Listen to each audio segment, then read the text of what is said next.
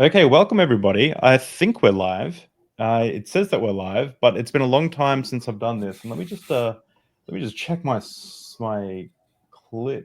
other tabs to see if it's actually coming through. Yep, it looks like it is. Well, I don't know how many people are going to be actually watching this because I haven't been super active on members streams or Patreon, but I wanted to bring Michael on here to kind of critique my worldview and my ideas, and just discuss them. So, welcome, Michael Granado. Can you tell everyone a little bit about yourself? It's been a while since you've been on the channel, so.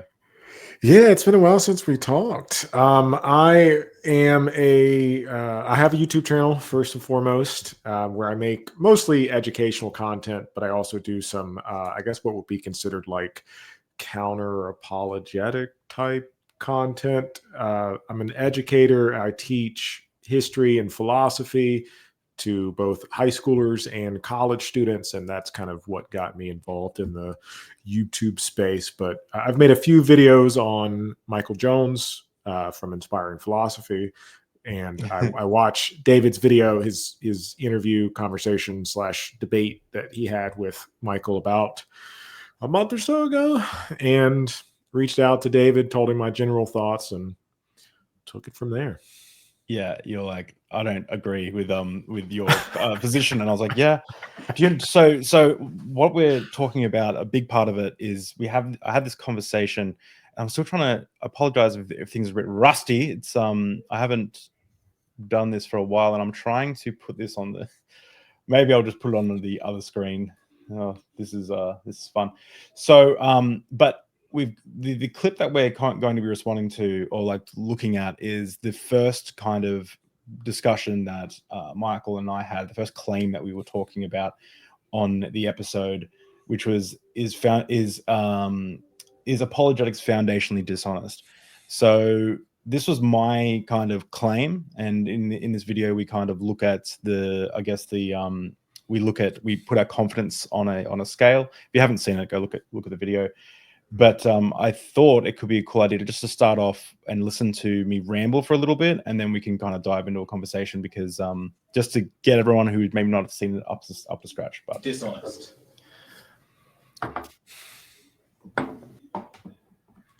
Okay, you're neutral on that. It depends on the apologist. It depends on the apologetics. I think when I wrote, because that was one of my claims, when I wrote that, I was thinking of apologetics as a field of like a thing. The whole thing, every apologetic out there. Like the act of apologetics. Then I would strongly disagree. Okay. What's apologetics to you? Apologetics is just defending your worldview. Okay, go ahead. That's right. Apologetics is it just comes from the Greek to give an answer for something. So everyone does that. You're an apologist for your worldview. I'm an apologist for my worldview. I'm just willing to accept the label. Everyone does apologetics for things. You could be a political apologist for your political ideology. You could be a religious apologist. You could be an atheist apologist, because if it's just, we're talking about it generally, like as you did, it can just be anything, really. The thing is, like, okay, so what are your thoughts initially on that? You produced an amazing video, by the way. People should go check it out. I'll link it in the description. But what are your thoughts initially on that? Yeah, and by all means, if somebody wants to watch my video, absolutely. But watch your conversation with Michael. It's predicated on your conversation with Michael. Yeah. So my first thought, and I honestly, I don't know how much sense this makes. So more than happy to hash this out and flush this out with you. But my first thought is whether or not, so to begin with, like, whether or not we should be treating apologetics as a field of study. And what I mean by that is, if you like, because when I say, like, when I use the term field of study, I'm talking about things like history, biology, chemistry, even things like literature, fine arts, music, right? All of these are established subject matters that have particular methodologies how they Mm. approach the thing that they are claiming to study. And within those methodologies, there's sort of a communal agreed upon, this is how we study this subject. Now, of course, there are going to be people that diverge from that slightly or significantly within those fields. But to begin with, I'm not sure if apologetics can be considered a field in the same way that, let's say, history can be considered a field. And if it's not, I'm not sure that your critique would stand. But Mm. if it is, then I think you have a very legitimate response. I'll start there. Yeah, I think I agree with you. And to be honest, like the more I've thought about this, the more I don't know where I sit on this, on my initial claim and my initial, and even in the episode, I lower my confidence scale. But the thing that triggered this off is it was another conversation with Michael once actually, and I asked him a question about something that was good for society, I think it was, and he said, "Well, I'm a Christian," and XYZ, and I said, "Well, hang on, why does that matter? Like, why are you like?" It's like it was like this. Well, I'm part of this club. Like he explicitly said, like I'm part of this club, so therefore I think this. That's how it came across anyway. So I was like, oh, I think that got me like thinking about like apologetics as a whole, and I was like, why would someone like so if I go to a Bible scholar that's just like they just study the Bible and teach the Bible, right? Like I can ask them a question like, was King David and his like mate, were they gay lovers, right? And they'll be like, well, here are the arguments for it, here are the arguments against it. Like no, they'll tell you that stuff. But an apologist, depending on what type of apologist they will be like, no, it is definitely this, like, Yes. and they'll defend it no matter what, like as if like it's like a car salesman. You're never going to go to a car salesman, explain your situation, and they go, you know what, you don't need a car. Like you're fine. Just like chill. Like they'll always convince you to get into a car. And a lawyer will always like defend their client. Like they're not going to bring up evidence that will go against their narrative. Even if they might have that evidence, they might just, oh well, someone can correct me. Maybe that's there's laws against that or something. But from what I understand, it's just like a lawyer's job is to make a defense. And it seems like this apologetic, like someone can be a Bible scholar or an historian or whatever field, and then they tack on the label of apologist or doing apologetics. Yeah. And then they're now like, what are they adding to that? Like, what are they like? They're defending something, but why? Like, what are they do? Like, I don't understand the label. And so when I would think of apologetics as like a field, I'd be like, okay, this whole field isn't, and maybe dishonest is the wrong word, and it probably is. And that's why I put the word foundationally there. Like it's like maybe they're not being dishonest, but maybe they're like they're engaging in like, I'm the guy that you get answers from the Bible, but really what they're doing is defending some like corpus of already predetermined held beliefs, and they're just taught how to answer those questions. Does that make sense? It does. And I also want to point out, like, based off of what you just said there, because when we have like such a narrow focus, I think it's easy for people to forget how weird of a claim it is. I'm going to use the word weird. And it would be helpful if we had like a self-proclaimed apologist to bounce these ideas off of as well. I might be able to get us on the legendary Inspiring Philosophy channel. He's actually talked about doing one on slavery. So okay, I've been looking for someone who knows their stuff. So I didn't realize how well versed you were in that stuff. So. I have to teach American history every semester. So American slavery specifically is an indispensable part of that.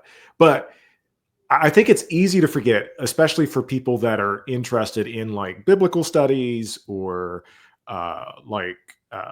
ancient Mesopotamian history and religions. I think it's easy for people to forget how weird it is for an academic to say, for somebody like, I don't know, like Wes Huff or somebody like that, to say like, yes, I'm a biblical scholar, but also I'm an apologist. And that seems like somewhat like non-controversial and normalized, but you have to recognize that within like biblical studies, especially, you don't see that with modern historians. Like no one, like a historian of World War II is not going to be like, I'm a World War II Christian apologist. And if they did, people would be like, what does that even mean? Like, why do you feel the need to tell me that as you're going to teach me about Australia's participation in the Second World War? Like, why would that? But it is relatively normalized within the biblical studies. Even in philosophy, you have like Christian philosophy conferences. But those are the exception to the rule, and that's not standard within academia as a whole. So it is odd on a surface level. There's like, I would say there are more people. Well, this is how it comes across, and this is again, I hate being. I'm getting this like this brand of being the dude who doesn't know anything and just like says things that he thinks, and it's so frustrating, the amount of because I know I'm doing it, but it seems like there are more apologists than there are Bible scholars. Like it seems like there are apologetic schools, there are schools for learning how to defend your faith. Like churches teach how to defend your faith. More so than like Bible scholarship or like learning like textual criticism or something, some adjacent field. Yeah. So it just like, to your point earlier about whether or not it's a thing, if apologetics is like a, what's the word to use, like a field area of study. Yeah. I mean, it is literally a field of study in that you can get masters and all that stuff, but from Christian universities.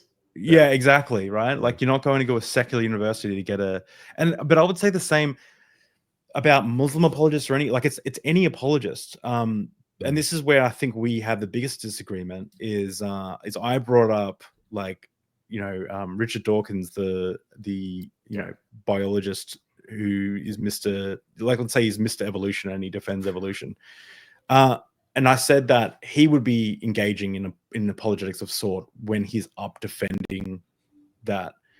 And this is where it gets a bit muddy because I kind of agree and don't agree, because it's like, how do you define a line between an expert who is like an expert in something and they're just defending it?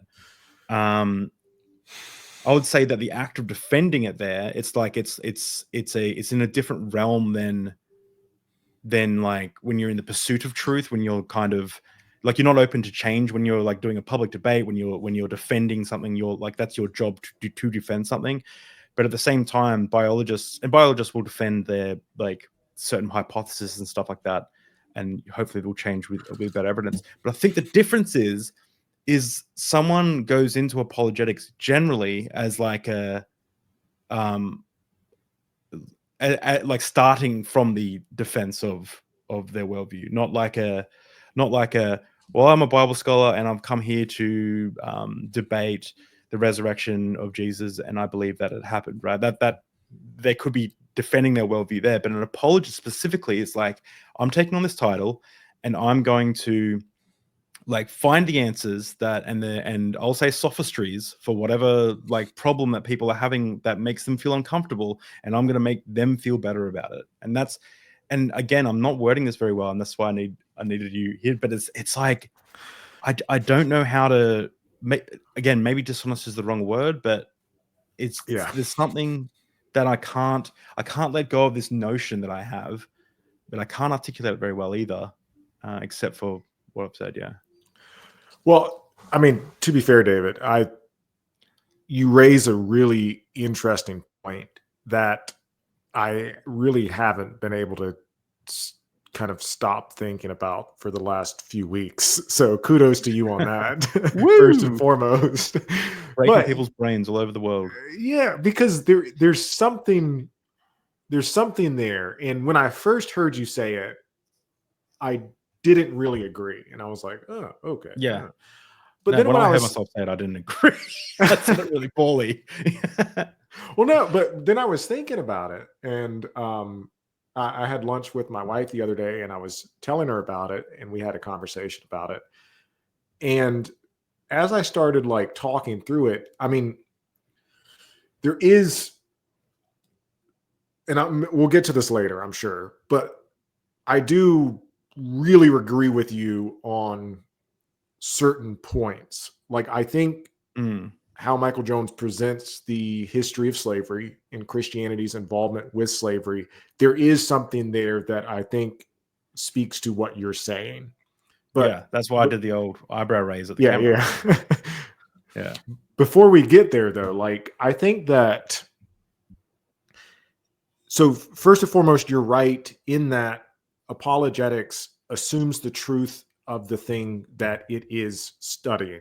And for the sake of argument, because I'm not sure, going back to the first point that I made, I'm not sure that any apologist would agree with how I'm framing that conversation. Because if you go along with how I'm framing it, and you say, if I say something like, well, apologetics is not really a field of study, I don't know if any apologist would be like, yeah, it's not a field of study.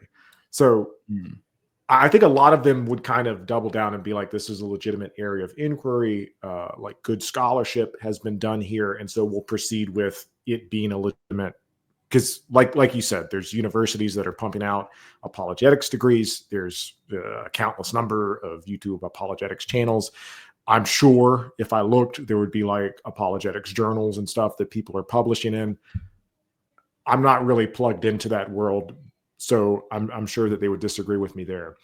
But if we do assume that it is a discipline, then I think you are right on a very basic level that apologetics does, in a sense, it has put the cart before the horse, in that the subject of inquiry is already assumed.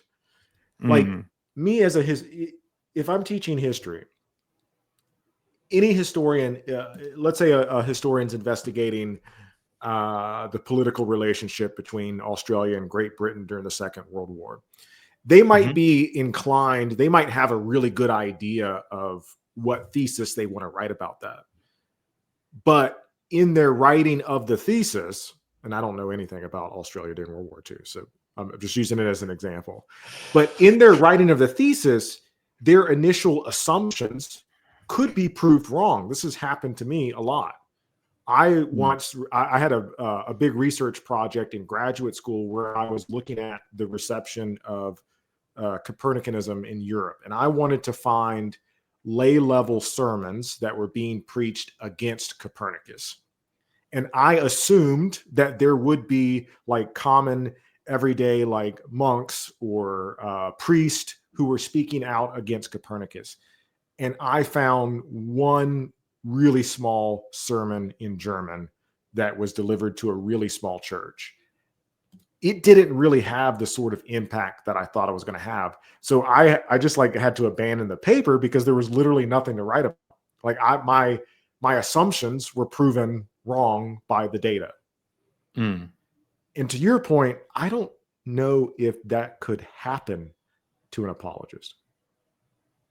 Yeah, it's the thing is, and this is where it kind of, because like I mentioned somewhere in there too, that someone like an apologist may arrive at a correct conclusion, or someone may arrive at a correct conclusion and then they go on to defend it. But when you are acting as an apologist, it's like you are always in defense mode. So a great example might be, let's say an apologist is like, right, someone's come up to me and they doubt that there was a physical Jesus. They're a mythicist or something, right? They might go away and do all the research and go, okay, this is our historical standard for how we know that Jesus was a real living, breathing person. This is blah, blah, and they might find all this stuff that is good scholarship, like good stuff, right? And then they might, but then when they go back to talk to that person, they're now engaging in apologetics, are now defending their worldview, which is, I guess, an historian would also defend that same point. But I guess the difference is, if someone's doing history, they would also have to. So my brain goes on these like loops, and I'm like, wait, no, that doesn't work. If someone's doing history, they would also have to defend like they would also have to talk about the other alternatives. Like when I hear Bart Ehrman, for example, Yeah. I know people have problems with Bart, but when I hear Dr. Bart Ehrman talk about stuff, he talks about like, well, some people have thought this for this reason, and this is why I don't think it's the case. Where an apologist generally won't do that. Like they say, well, we know, like, look at Frank Turek, for example. This is the truth. This is why we know it. Blah blah blah. And it's like, there's something different about it, and I can't put a finger on it. Yeah, I think that's like one of the crux of the issues here. And so I was thinking about your example that you gave of Richard Dawkins, and you can really use any science, any scientist. For example, when my first biology class that I took in university, this was during the height of the debate over the teaching of intelligent design in the American school system in the 2005 to 10 is when the court cases were happening. My biology teacher, it was a intro to biology, spent the first half of the class. He said, we're going to be learning about biological evolution for the next month. I'm going to teach you a little bit about it. We're going to do a couple of lectures, and then I want you to bring whatever questions you have. I want you to send me whatever books that you have about like why evolutionary is wrong, why the theory of evolution is wrong. If you want to bring in your pastor, bring in your pastor. We're gonna hash it out. We're gonna go through it. And so that would be a defense of the theory of evolution, which I'm willing to say, okay, like if you want to slap the word apologetic on there, you can call it an apologetic. What I think is different is with scientific theories, and we can stick with Darwinian theory, there were certain conditions that could have been met or that could have been discovered, which would have demonstrated that Darwinian evolution was either false or unlikely to be the case. And you can look at those historically. Like one of the big things was at the time that Darwin published his Origins of the Species, the age of the Earth was only estimated by geologists to be a couple of 100,000 years old. The Earth would have to be radically older than that in order for anything that Darwin said to have been able to happen. So that was a major stumbling block. And it could have been the case that geologist came out and said, yeah, the Earth is 300,000 years old, in which case Darwinian evolution would have to be significantly revised, if not abandoned. So there are conditions within the theory that could have proven it wrong. Yeah. Yes, I'm hearing what you're saying. It's Popper's idea of falsifiability, that scientific theories are different from other disciplines or modes of inquiry because they are inherently falsifiable. So was that Popper who came up with the idea of falsifiability? Oh wow, that's Karl cool. Popper. Yeah. Yeah. So this is actually a great example because later in the video, I think Michael demonstrates this very well, right? Is later in the video we're talking about the second coming of Jesus, and I show that we talk about the scriptures, and the scriptures is Matthew 24, Mark something, and Luke 16, I think it is, but they all already tell the same story. And Jesus describes all this stuff happening, and then you hear trumpets, from the archangels in the sky, and then you'll see the second coming of the Lord, and all this, and then this will not happen until this, all this will happen. Sorry, this generation will certainly not pass away until all these things happen. Yeah, pretty simple, right? But the problem is you bring that up and they go, oh, obviously that didn't happen. Jesus didn't return. Well, actually, there are some apologists who say it did happen, but Michael, for example, says no, it didn't happen. So let's look at the word generation. What is the word generation there? And then they'll say maybe it means race, and that was like a first and apologetic. But the things that Michael brought up was he said that maybe when it says this, all this generation will certainly not pass away, it's actually now referring to like a later generation, which isn't necessarily how it naturally reads, but like let's say that's hypothetically how it happens. And I go, okay, all right, let's go with that. Okay, okay, then what about when Paul says all this stuff about other nation, get ready, guys, it's happening. The judge is standing at the door, like all this stuff, like we who will be here on the last days, like all this stuff about we to all these churches. And then he goes, well, there's that verse in some section of the Bible that Paul says, hey, I'm going to give you my own opinion, but I haven't heard about the Lord on this. So maybe this was just Paul's opinion. And it's like, okay, well, so now you just found another reason to it's another excuse, right? And then I go, okay, well, all right, okay, what's the other theory? And then you go, oh, well, the other theory is it was conditional. It says, and then the testimony of the gospel will be preached in all the land, and then the end will come. I'm like, okay, so again, this is another excuse. Again, you're not trying to find the most likely reading of the text. You're finding so I said to him, wait, so could the gospel have been preached in all the land in a generation, like all through the Amazon rainforest, in Australia, which hadn't been discovered yet, and like to group like hundreds of Aboriginal Australians who had different languages, like you're going to preach the gospel to all of them in a way that they can understand within one generation, like all across the world. Like you look at where the apostles got to in one generation, it's not very far. You can cover it with a dot on the map. So and he goes, well, but you got to factor in miracles. Remember there was teleportation in Acts, and I go like, oh my gosh. So it's like no matter what you bring, the answer, even though the answer is clearly like the most likely reading of it is clearly that the prophecy failed, or that it didn't come to pass, or if it is a prophecy, whatever. The most clearly reading is Jesus didn't come back. That's the answer. That's the clearest reading. It's like a historian will say, yeah. And an apologist will say, well, actually, let's find a reason. Let's find a reason why this might not work. And I'm like, okay, that's the dishonest part. That's the part that now you're defending something that I just don't think, like, why would someone go to an apologist when they can go to a Bible scholar to ask Bible questions? Yeah. Well, there's a couple of things I want to say there, but one thing I want to say, like, to answer that last question, I wonder if it would be fruitful to think about, and this goes back to your Dawkins example as well, because in the defense of basic tenets of scientific theories, what people are doing is basically speaking as kind of popularizers, in the same way that on my YouTube channel, when I talk about things like ancient Egypt, I'm not an Egyptologist. I don't have a background in Egyptology. I know diddly squat about the intense academic research that goes into Egyptology. But I'll talk about it, and what I will give is the standard historical consensus about X, Y, or Z thing. Pyramids of Giza, how they were built, whatever, the role of the pharaohs in society, take your pick. So I wonder if it would be fair to represent apologists as forms of, as a type of popularizer of Christian scholarship.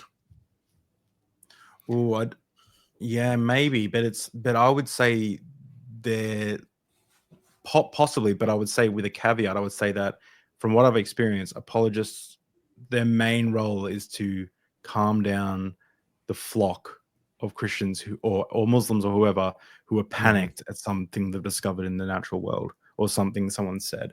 Why does God allow evil to happen? And then, oh, you're right. Why are there starving children? Oh, and then they go find an apologist who says, well, sin entered the world. And you go, oh, okay, good. I feel better.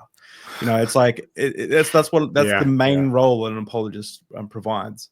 I can see that. Where if you ask a Bible scholar that question, they could say, well, there are a few answers for that. If you look at this in this theory, blah blah blah. Christians hold to this idea of they'll explain it in a different way, in an academic way, in a way that's not like a pastor trying to massage your concerns and doubts. But yeah, go ahead. But I guess I sent you some information last night about some ideas that I kind of tried to flesh out a little bit, and maybe I could just go through them and you just tell me if you agree. Okay. So what I mean by foundationally dishonest, so a lawyer's role is to defend a client, not find objective truth. The judge's job is supposed to find objective truth, right? But But if you've only got one side of you've only got one lawyer in telling you all the evidence and excluding all the other evidence, like someone's going to come away with the wrong conclusion. But a lawyer will hide / not mention evidence if it clashes with their case, in my understanding. And the apologist's role is to defend their faith claim, not evaluate it impartially. Yeah. And then, like we've said before, a car salesman will never say, you know what, you don't need a car. And a defense lawyer will never fight against their own client. An apologist will never conclude this part of the Bible disproves my faith, because they started with like, I've got a faith, let me go find a way to defend it now. What do you think about that? Yeah, I really liked, this is kind of building off of what we were talking about as well, but you said that the structure of the discipline puts the apologist in a position where they're no longer seeking the truth, but defending a pre-decided conclusion. Not to relate everything back to philosophy of science, but it's where my mind goes immediately. So yeah, Karl Popper developed the idea of falsifiability, which I don't think that apologetics, if we consider it as a discipline, would meet. There's another philosopher named Amir Lakatos who said that, and all of this goes, there's a big debate that happens in the 20th century philosophy of science related to what's called the problem of demarcation, which is how do we distinguish between science and pseudoscience. But the problem of demarcation is also applicable to general talks of academic disciplines as a whole. Like, how do you distinguish history from pseudo history? And in this case, I think we could also say, like, well, how do we distinguish like biblical scholarship from apologetics? So one of the things that Lakatos said, which relates to a point that you brought up, is that genuine science creates areas of, he called them research programs, which essentially boils down to areas of further scientific investigation. Like a good scientific theory creates a tremendous amount of problems, of further problems that people have to investigate into research. That science isn't purely descriptive in the sense it's not saying nature is this way. We've finished the scientific process. We can close the scientific textbook. We've discovered all truth. Let's go home. That's not what happens, and that's not what has happened. Of course, science has been going on for like 250,000 years, right? And probably will go on for the next 250,000 years. And to that point, and to your point, I don't really think apologetics creates areas of research, or it's not truth seeking in the sense that it seems to be purely reactionary, I guess is the right word. Everyone hates me on that video, and this is gonna piss them all off even more, but it's like the ship is sinking, and every time there's a new hole, they're running and like fixing up the gluing it. Yes, that's what it's like. That's what it feels like, at least. Yeah, I mean, I can understand why people might have negative opinions towards you phrasing it like that, but oh man, there's so much. I haven't received so much hate in a long time on that video, but it is what it is. You're provoking strong reactions, which is which is a good thing, I think.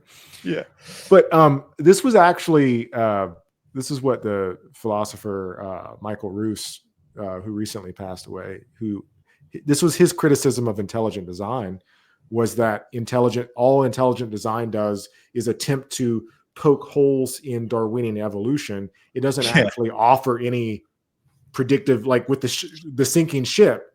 It's not actually wanting to build a new ship. It's just wanting to destroy the ship that we're currently in. Yeah. There is something to that, I think, in terms of that being a valid form of criticism. Like, if the field you're in isn't producing any new or interesting research problems, and it's spending the entire time simply either popularizing information or simply criticizing or reacting to criticism,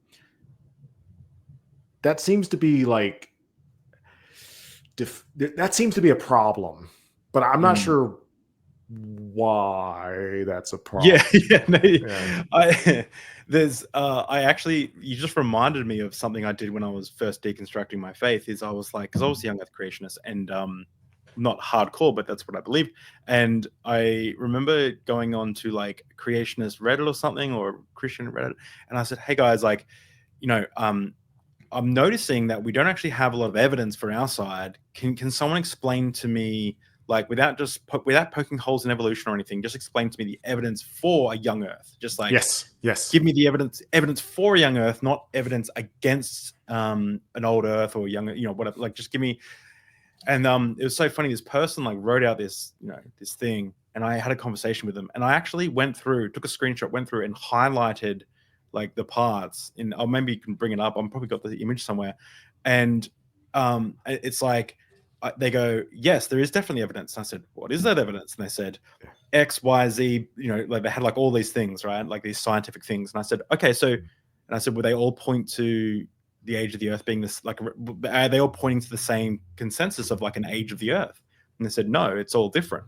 And I said, okay, well, and I said, well, then how is that evidence? Because it's all conflicting with it. One saying 100,000 years, one saying 2,000 years, one saying, it's all conflicting. And they said, and then they just went back to evolution. Well, do you think evolution has that? Blah, blah, blah, blah, blah, blah, blah, blah. And then, and my camera just died. Yeah, I was about to say, I just lost visuals of you.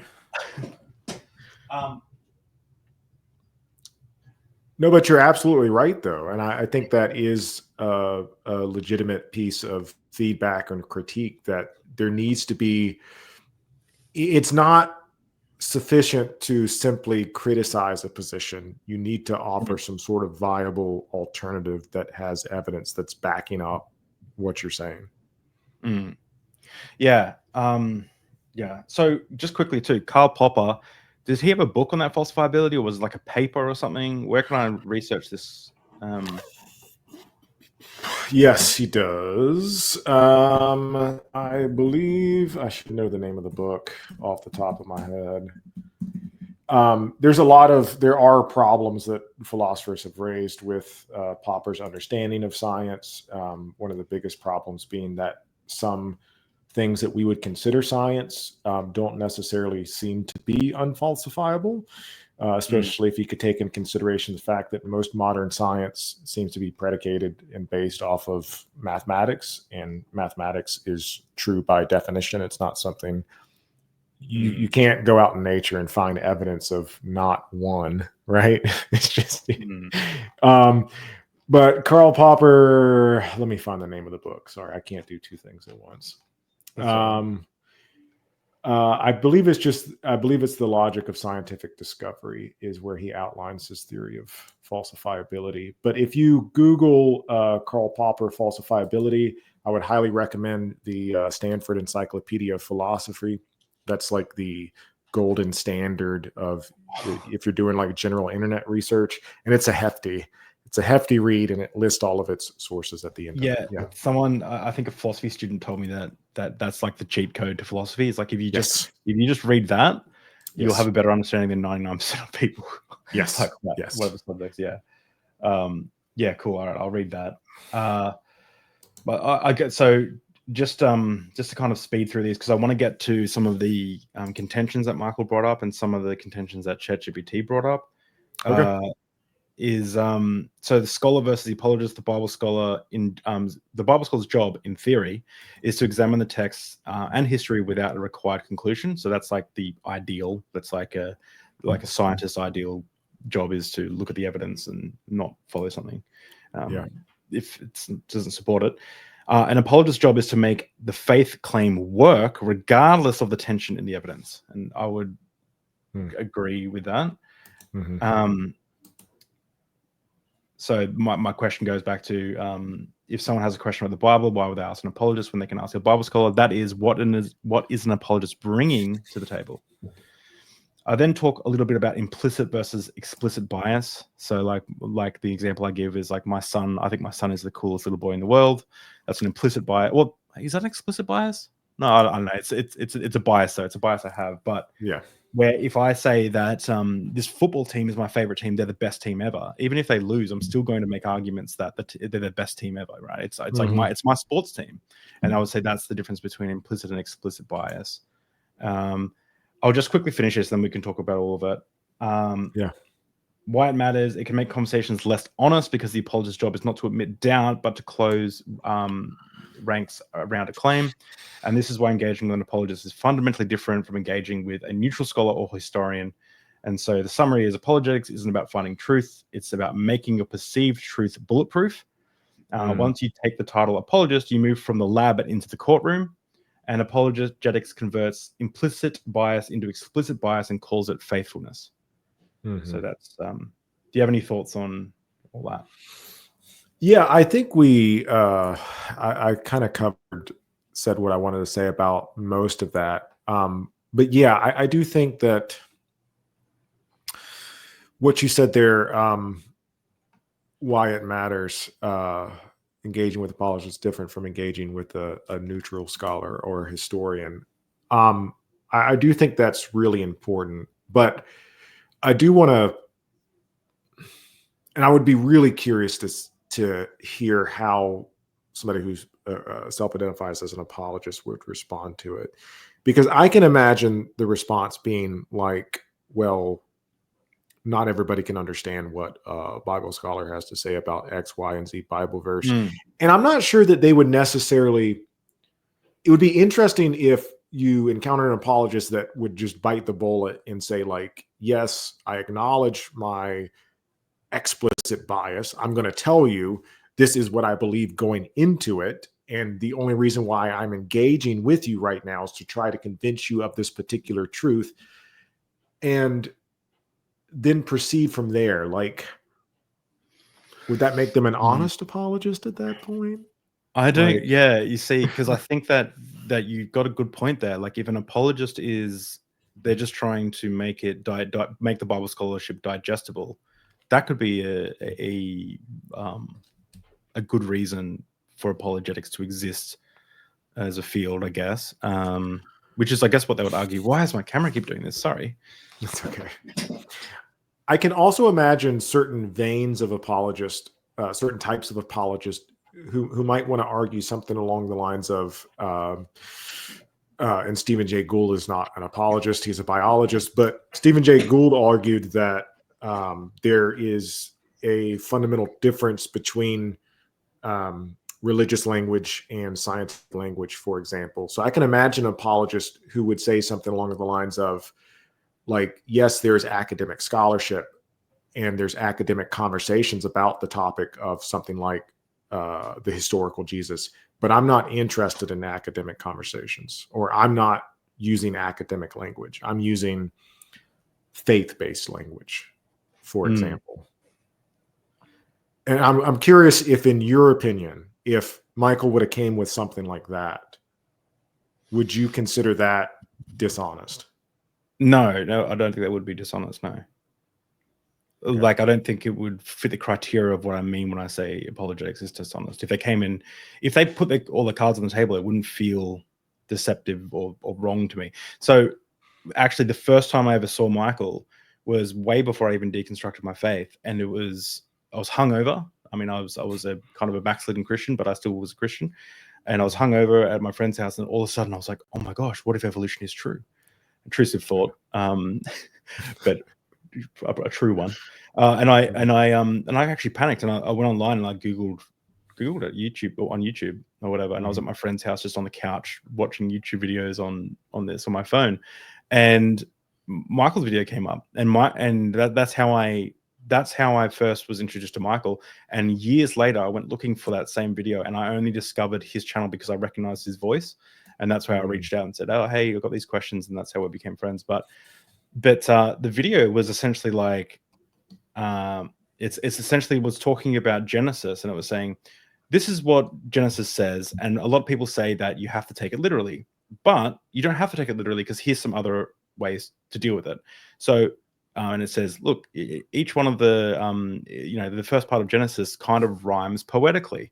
So there's a case to be made that maybe it was a poetic retelling of an event, like a poem, rather than like a historical, this happened and this happened and this happened, like series of events, and maybe they weren't days and stuff. And then he said, and then there's another theory, like, and he explained different ways you could make it work. But the thing that made me feel like, and it relieved my anxiety at the time, and I felt like really good at it, the apologetic worked on me or whatever. But I think the thing that I appreciated about it, and why I think I've got a soft spot for Michael where a lot of people don't, is it kind of came across to me, at least, like, hey, this is what the Bible says, but here are some other ways you can make it work if you're so inclined. And I think that was the difference in approach, where like Jesus coming back, if he said to me, yeah, it looks like the prophecy failed, but here are some ways that we could make sense of it if it didn't fail, all my like animosity and like frustration would just leave. I just like, okay, cool. But most apologists aren't like that. Like most apologists that I see, like Michael O'Connor was fantastic. When I talked to Michael O'Connor, like he just said, nope, doesn't work. Like when I was bringing up the theories about Jesus returning, and I was kind of blown away by that. I was like, okay, this is cool. Like much more likely to convince me of your ideas if you can admit fault in other parts of the Bible. So I just so I think if an apologist came in there like just saying, yep, I'm going to make a defense for my belief, I'm not engaging with the scholarship of I'm just telling you why I think it's right or whatever, then I would almost be way more okay with that, I think. Yeah. But I also wonder if that would even be apologetics at that point. Yeah, if it wouldn't just be like vibes, right?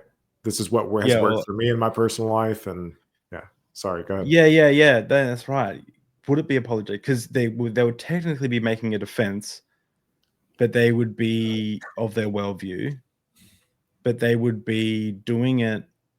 They wouldn't be like pretending to be like a scientist in a lab with like all the answers or something. They would be just like, it's like it's like getting stoned around a campfire and be like, this is what I think, man. The universe is all love. That's what, like, I'm like, okay, I can engage with that. I can talk about it. That's fun. But when someone says to me like, this is what I think, man, because quantum mechanics says this, it's like, my brain goes, well, it actually doesn't say that. Like, and it's like, so I guess it's the justification. I don't know. That does interesting. Yeah. Mm-hmm. Mm-hmm. Yeah, we can go on to your next point. I was just curious because there's a spectrum of apologists out there. Yeah.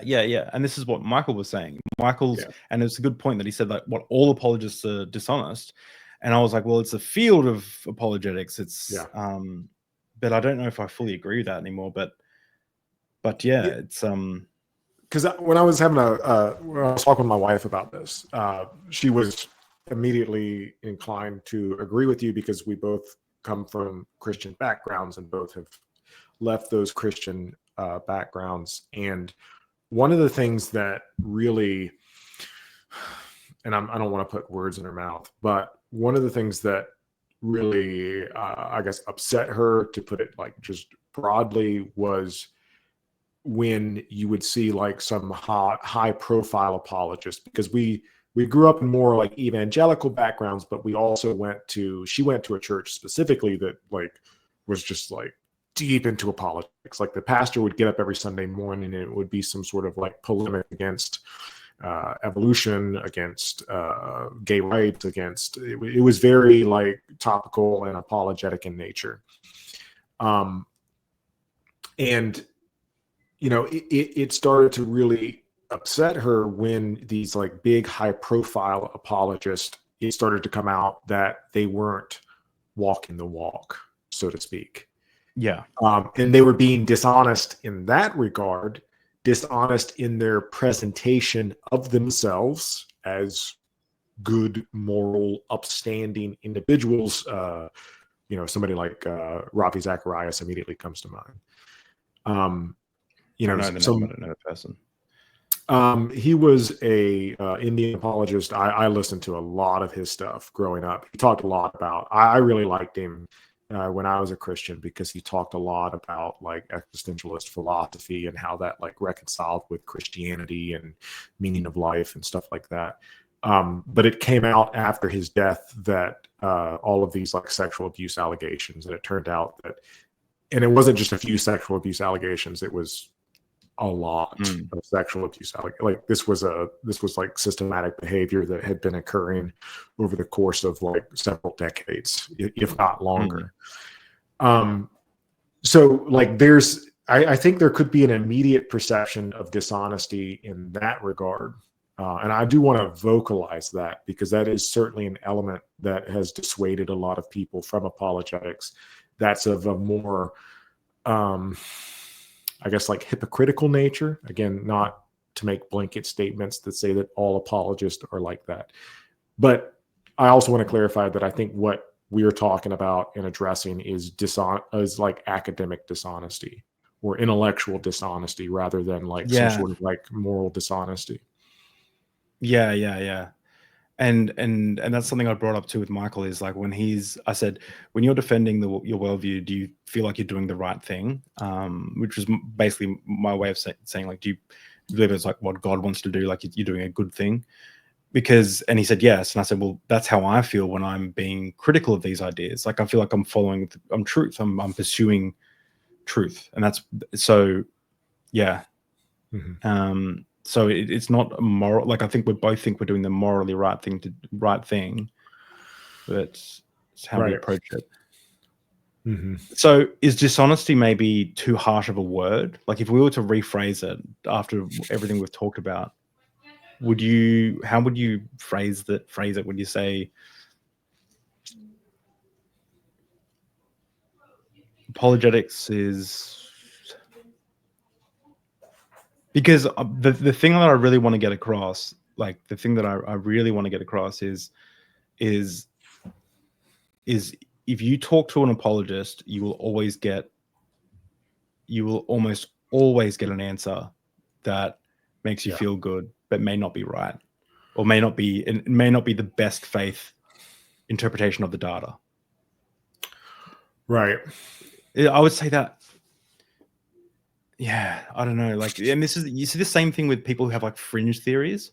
This is why I always point back to consensus, because you see the same people have fringe theories about like anything, even in science. Like you start to like question them, and you're like, I just recently read Eichmann in Jerusalem about the World War II. Yeah, I listened to that. Yeah? So yeah, I was half following kind of thing while I was playing Minecraft, but I was generally getting the ebbs and flows of the story and stuff. And then I watched a few critiques of it. But it gets me thinking, it's like when you hear people who are like Holocaust deniers and stuff like that, or like people who, there was that really famous court case where it brought it to, it got brought, like they will exclude tons of evidence, and they'll like cherry pick evidence to make their cases, but they'll exclude all this other stuff, or they'll rewrite it, or they'll make it. And it's like that. That's what it feels like a lot of the time when I'm talking to apologists. Yeah, I mean, I certainly think it would be appropriate to call certain apologists dishonest. Yeah, if even Michael called Kent Hovind dishonest. Yeah, I think that there are certain conditions that would have to be met, because when you use, and this is what initially got me like really thinking about it, because when you first said that apologetics is dishonest, what I immediately thought was that you were implying some sort of like malintent or intentional behavior, that these people are intentionally trying to deceive people. And I don't necessarily think you can make those sorts of like blanket statements about every single person. No, yeah, and it's not that either, and that's why.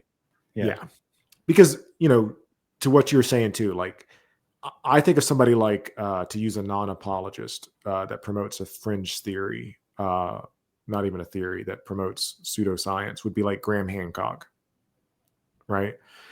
But I don't know if I would necessarily call. Go ahead. Sorry. Like, who's Graham Hancock again? Oh, yeah. Ancient Aliens guy, Yeah. Well, So I don't know if he actually says they're aliens, but yeah. no, yeah. Atlantis. He's the one who Yeah. like it's like he'll take like some theory and he'll be like, but what if? And then like he'll find like the most niche, insane theory and then like put all his energy into that. Like a Yeah. And, academic contrarian or something. well, he's not an academic. He's been in let me plug up my computer real quick before it dies. So he got really popular. I've interviewed a lot of people from the like archaeological community and made a bunch of videos on this recently because there was a big kerfuffle. I don't know if you saw the Flint Dibble versus Hancock episode of the Joe Rogan Experience that happened like I think later last year. All of that's besides the point. Yeah. So Graham Hancock promotes the idea that there was an ancient civilization that existed before the last ice age that kind of seeded the ancient civilizations that we know about on Earth, like ancient Egypt, ancient China, ancient Mesopotamia, that sort of thing. There is no academic evidence to support anything that Graham Hancock says.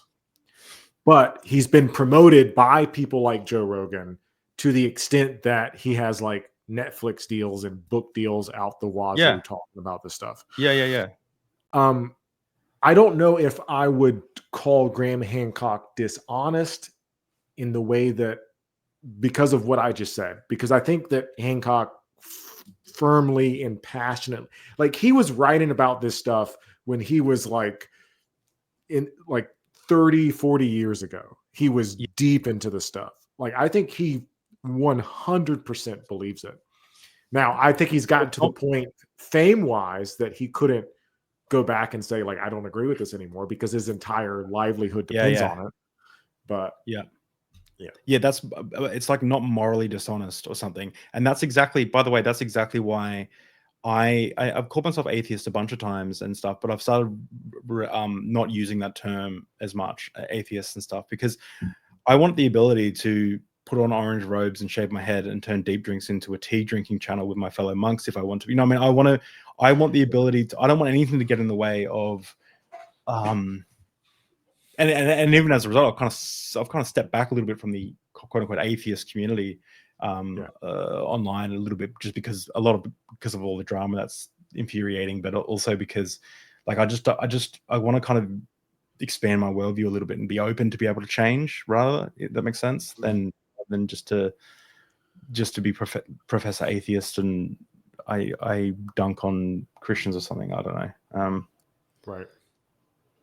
So, well, Michael also says everyone is an apologist for their worldview. This is where I think it's different because this is where I think the feel thing is important, because yes, everyone is an apologist for their worldview in some regard, unless you're like kind of on the fence about something. But the difference is the title of apologist feels different to me. The title of apologist feels like you're starting from a position of, I'm just going to repeat myself, but yeah, the title feels different. It does. And I mean, on a very like basic level, like, yes, I can 100% see where Michael's coming from when he says stuff like that, because we all have particular beliefs and even biases that we want to defend. But I think about myself as I think about like my academic career. I have spent a lot of time specializing in one particular area of philosophy, and I have a certain philosophical view and position that I believe can be supported and justified. I believe that my reading of the philosopher that I study can be supported and justified both by primary sources and secondary sources. But I wouldn't defend that view outright. Like, I would defend that view outright, but I can go ahead and tell you what conditions would need to be met in order for me to abandon that view, even though I've dedicated literally the last like 8 years of my life to writing about this, if that makes sense. Yeah.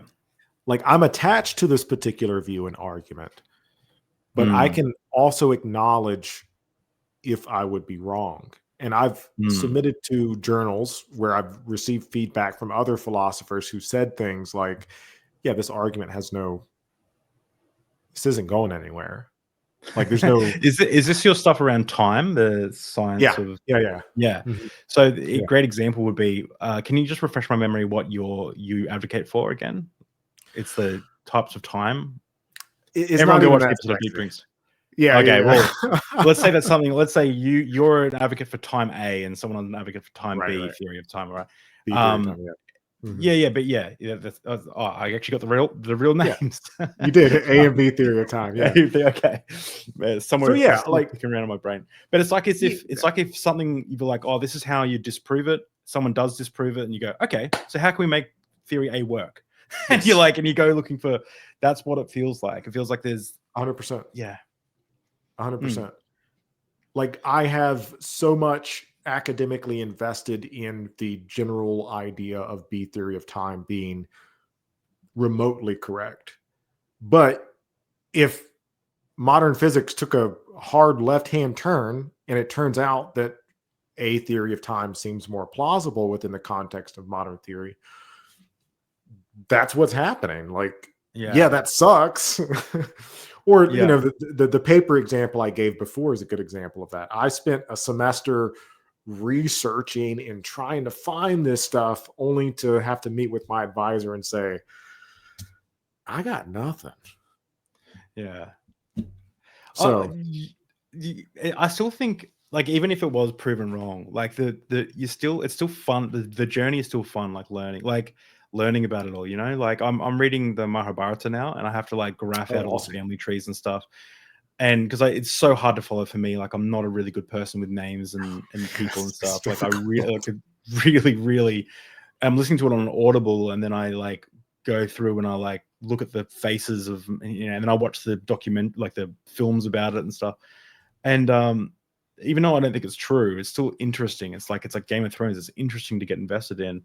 And I even watch Redeemed Zuma. Have you known Redeemed Zuma? He's become a popular kind of apologist kind of person super online. Familiar.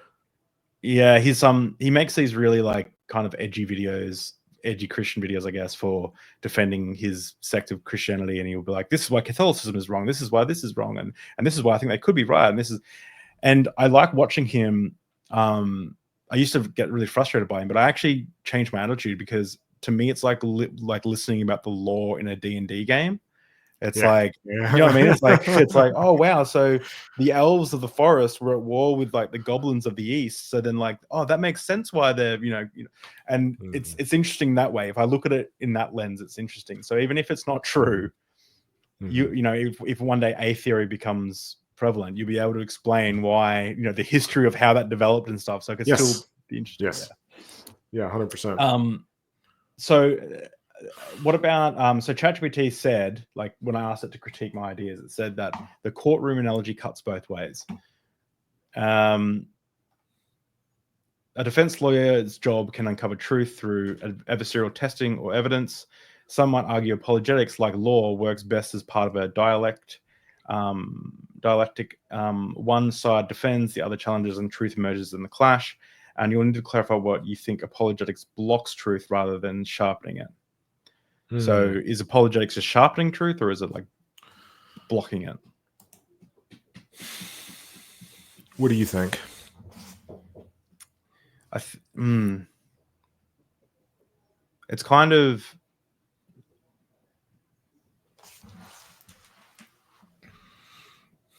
it's hard to, I don't know if that analogy works, because I feel like apologetics will find an answer no matter what, is kind of a big problem with it. It'll find an answer. Yeah.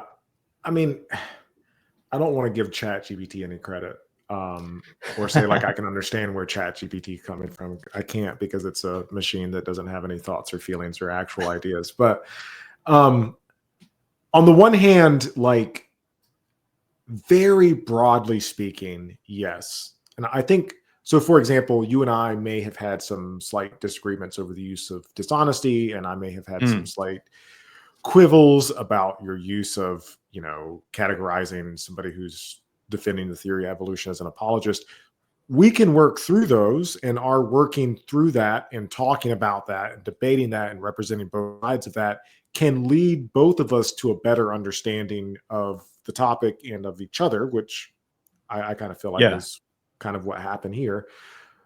Where I don't necessarily think that's the case would be, I'm thinking of something like the creation evolution debate, in which, and I'm specifically thinking about it within the context of American history, in which proponents of intelligent design tried to get intelligent design taught in schools. And this was the argument that they used, that both sides ought to be represented and that students would benefit from hearing both sides. But that's it's inherently presenting a false dichotomy, because there aren't evolutionary biologists in mainstream universities that are considering intelligent design as a viable alternative to Darwinian evolution. Yeah.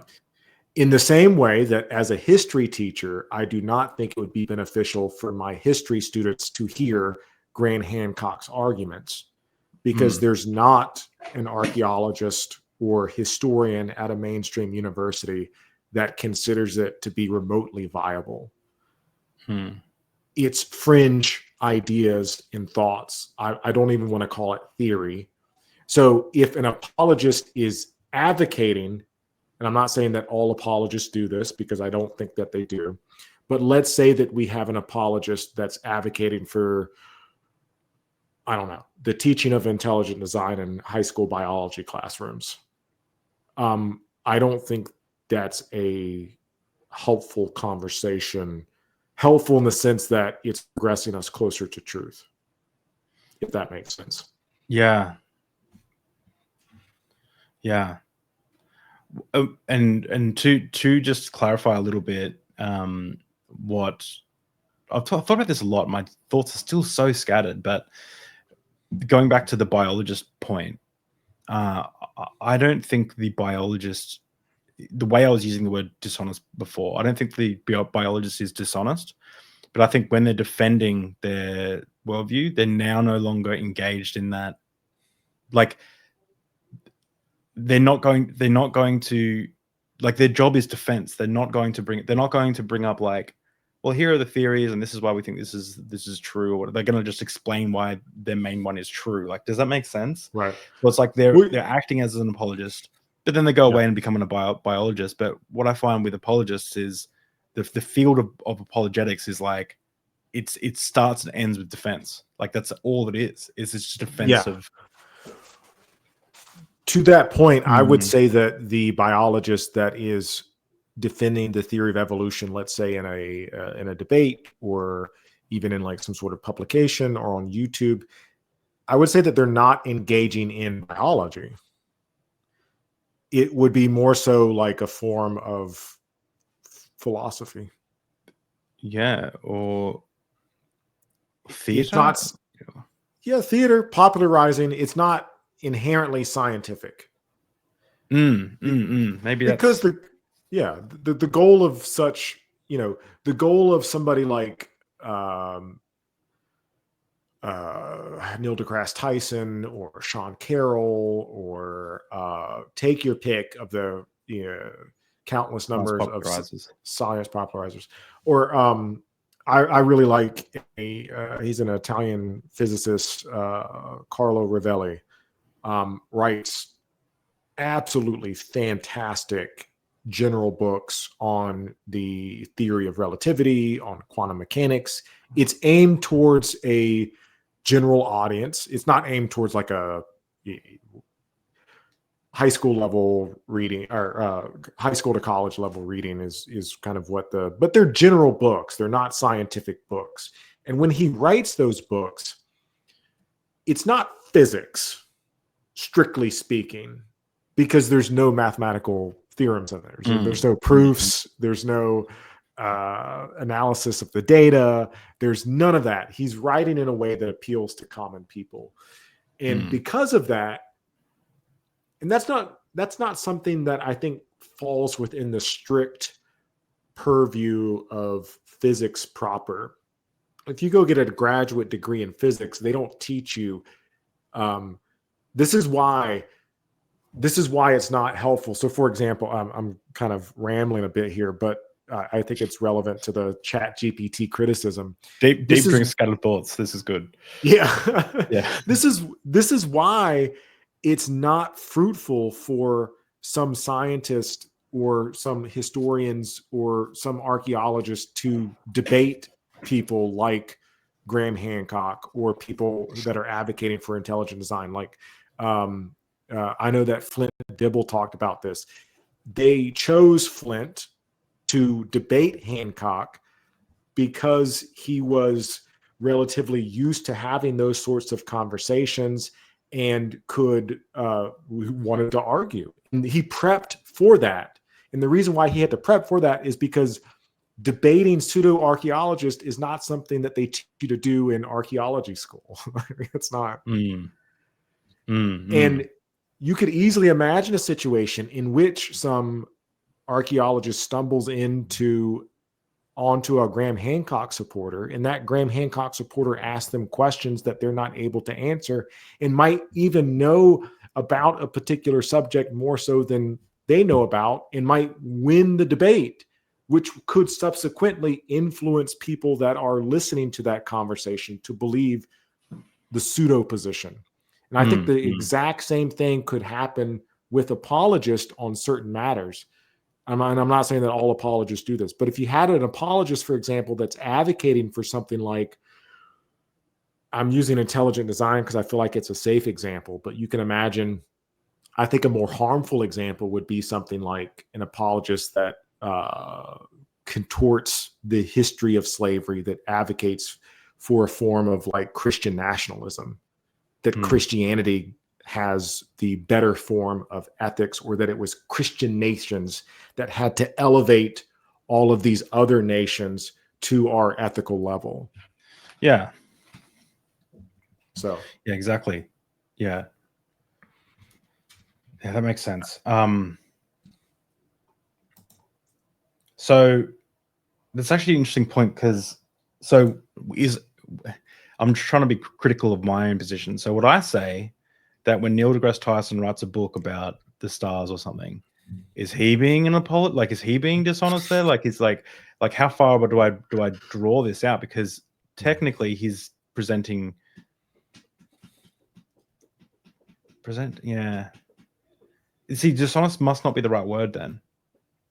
It's like the point that I think was trying to get across is I want people to understand that when they're talking to an apologist, they're talking to like a lawyer, or like they're going to give you, they're there to, truth isn't part of the equation anymore, is the point, right? You're going to an apologist not for truth, you're going to an apologist for what they are making a case for. And usually that aligns with your theological belief system, because you choose the apologist you want to go to. If you want to go to a young earth creationist and you say, hey, what about Tiktaalik? And then they'll tell you why Tiktaalik is BS and it doesn't matter, or something like that. But then if you go to another apologist, they'll tell you something different. So you choose your apologist, you go talk to them, they relay your doubts, and you feel good about it. So, but they probably believe it. So are they being morally dishonest? Yeah. This is a web of confusion that, yeah. Let me just look at some other notes here. Which is why it's a good point to talk about and to flesh out, because it's very nuanced.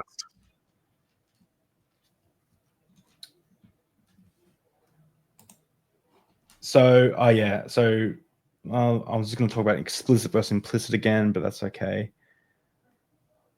My argument may imply all public debate is dishonest, which I could bite the bullet on that. I could say, like, it's not dishonest, but it's like, you see, I flip-flop.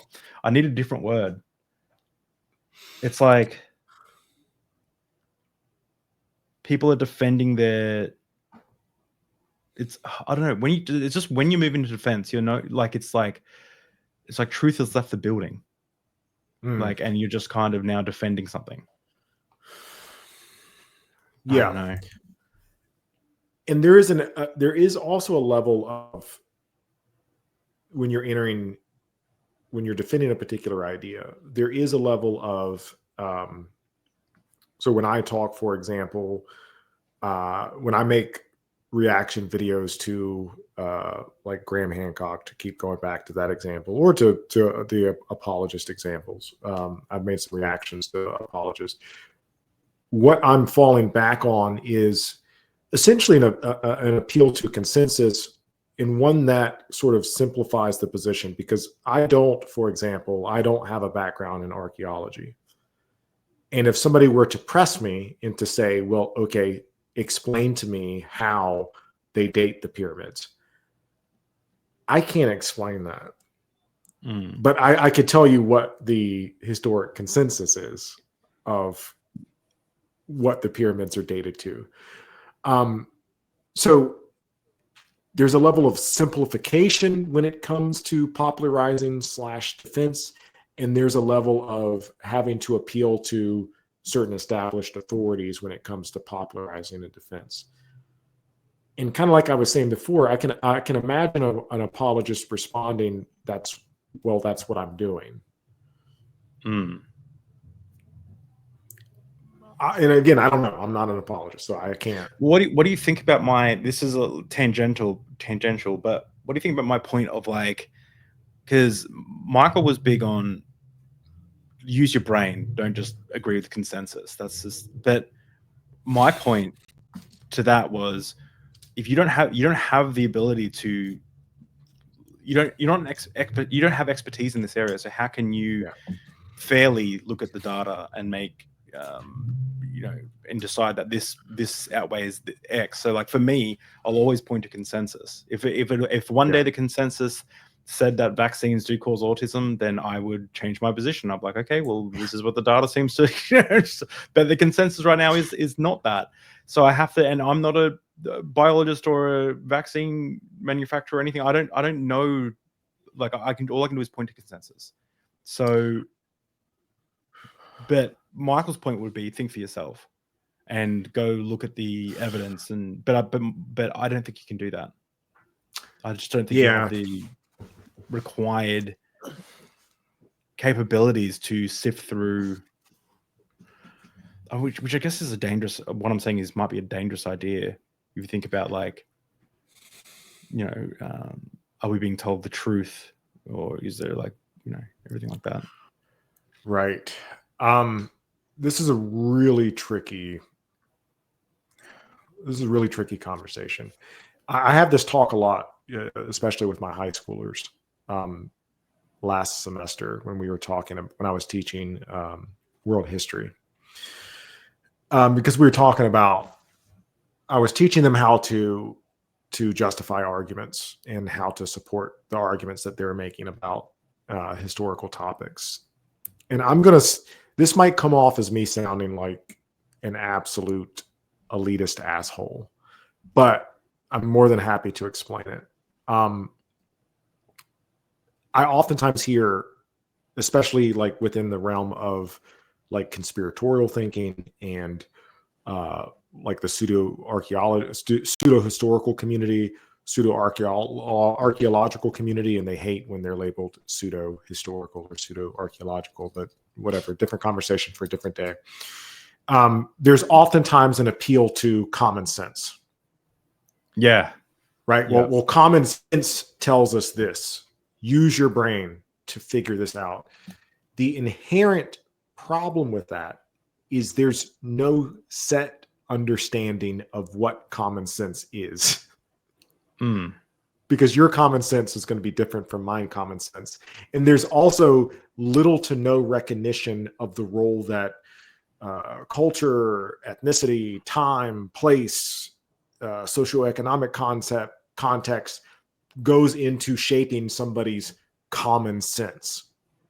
Our experience is colored by so many different facets of our lives that any sort of shared appeal to common sense seems to me kind of superfluous. Like, what are we even talking about?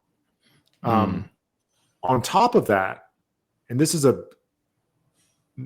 maybe a more controversial point, or maybe people could follow along with it or go along with it, but the philosopher that I study is named Gaston Bachelard, and he wrote a lot of different books on what we can call scientific epistemology, the knowledge framework in which science works. And one of the things that Bachelard says that I tend to agree with is that modern science, one of the things that makes it distinctive, modern physics specifically, but also modern biology and modern chemistry, all the natural sciences, one of the things that makes it distinctive is that it is actually counterintuitive, that it goes against common sense. So my response to that would be like, well, use your commonsensical reasoning to come to relativity theory. It ain't going to happen, because relativity theory tells me that I'm experiencing time in a fundamentally different way than you, David, are experiencing time.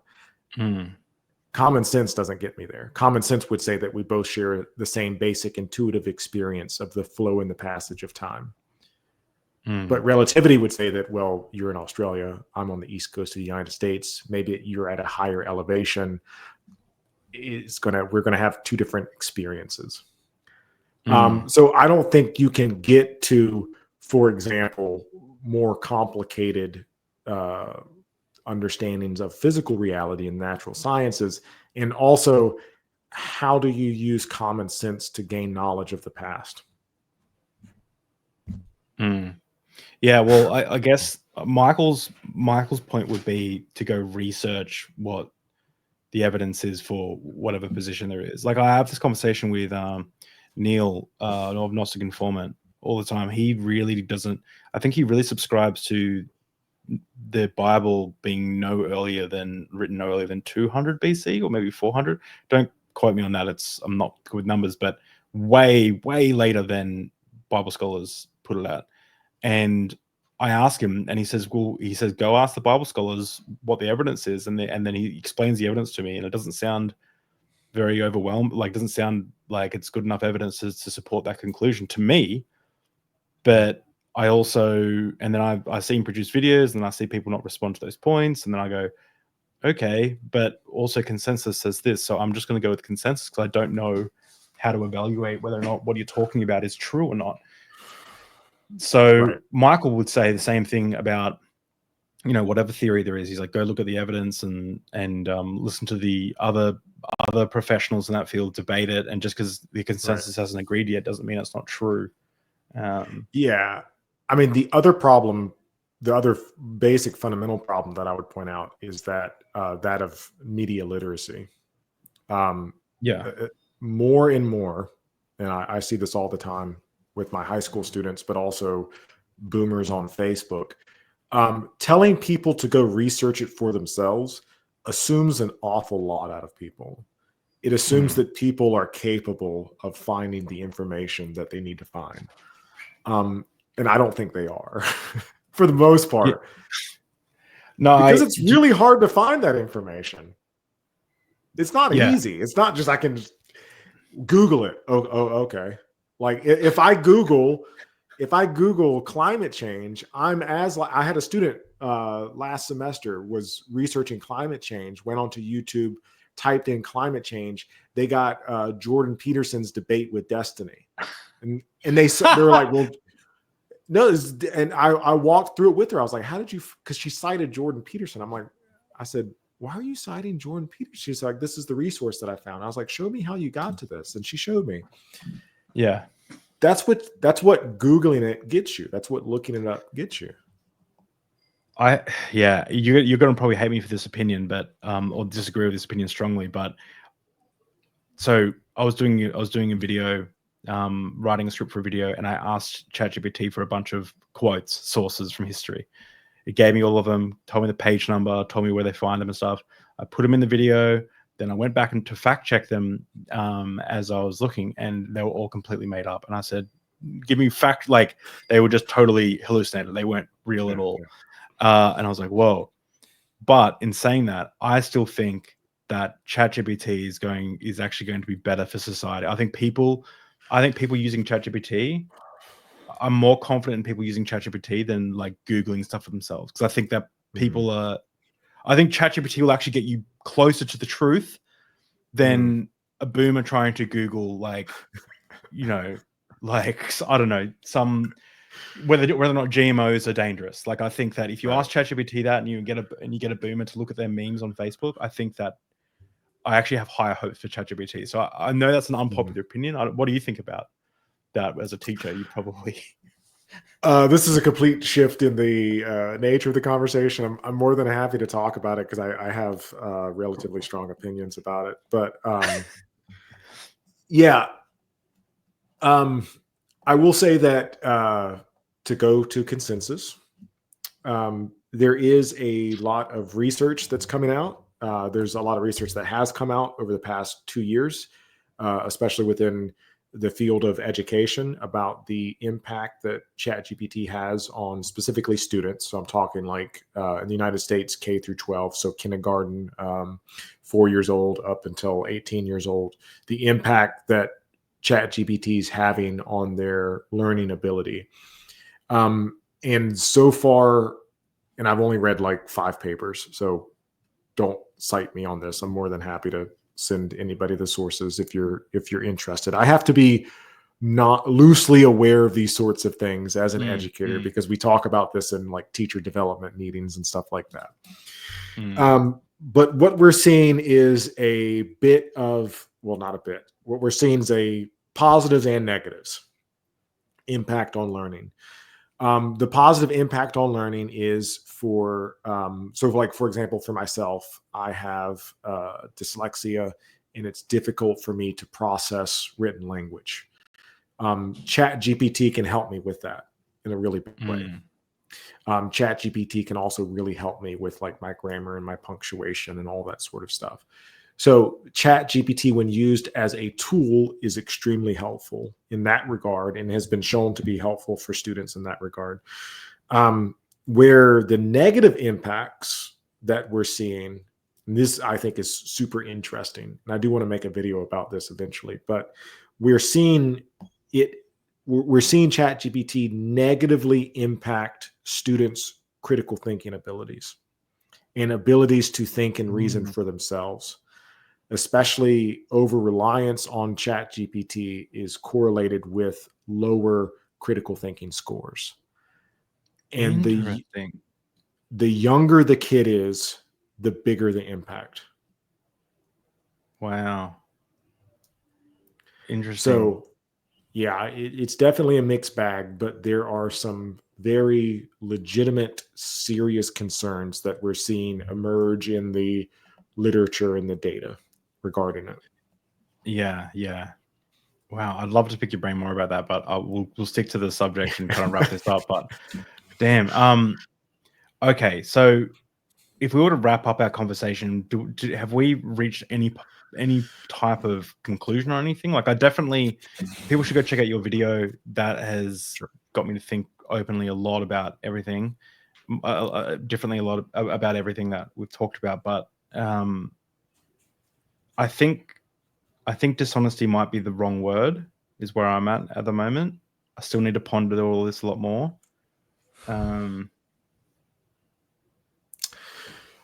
I definitely think certainly some apologists are being dishonest. I definitely agree with that. Yeah. But as a field.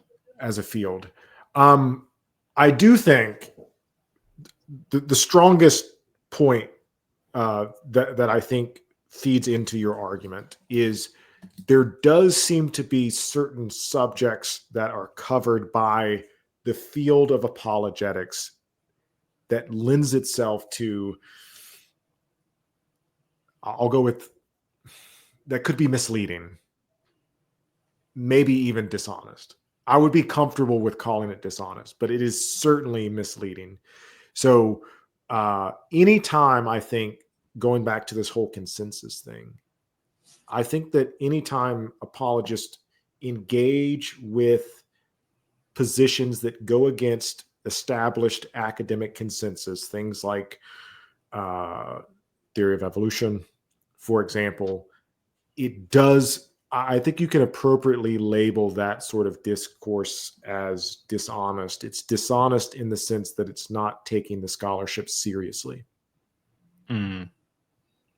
Or for me, when I see apologists present things such as Michael has presented, that Christianity is responsible for the abolitionist movement.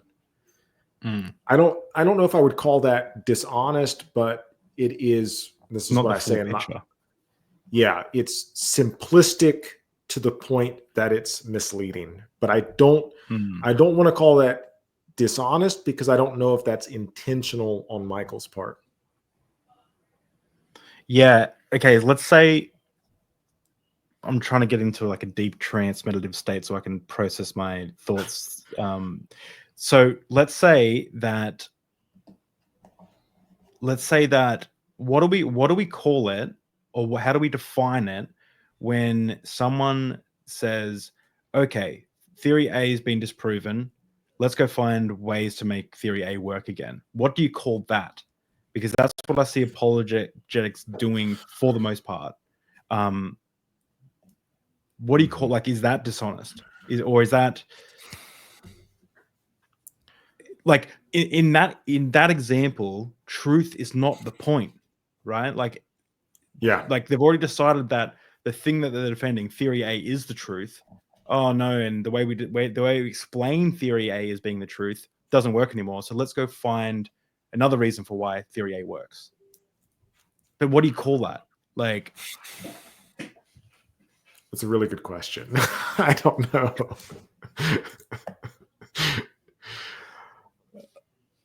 Yeah, but you're right in that that's what apologetics is doing, I think, for the most part. Again, I'm open to being proved wrong about that, but yeah, same. Generally speaking, and it's always problematic to speak in generalities, especially about a group, because you're waiting for somebody to say, "What about this person? What about this person? What about this person?" Tell me which person, please. Like, Yeah. I want to hear. But it does seem, especially with the sort of apologetics that I'm familiar with, that does tend to be the case.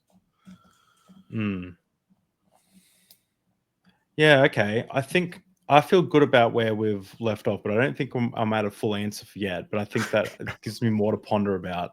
This is good. Thank you so much, Michael, for coming on to help me Thanks ponder for having this. me. Everyone go check out your channel.